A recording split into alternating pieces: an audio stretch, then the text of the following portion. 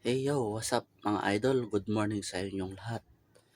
Yung mga taong gustong at magaling mang-apak-apak ng mga kapwa-tao ay hindi nyo ba alam na darating din yung time na yung mga taong gusto nyong pabagsakin o apak-apakan is sila pala yung mga taong pwedeng makatulong sa inyo kapag kailangan nyo at wala kayong malalapitan. Kaya ito lang masasabi ko sa inyo, dahan-dahan kayo sa mga ginagawa nyo at pananalita kasi yung mga taong tahimik at hindi umiimik, sila yung nakakaisip ng paraan para makakatulong sa inyo kahit sa anumang hirap o pagsubok na inyong pinagdadaanan.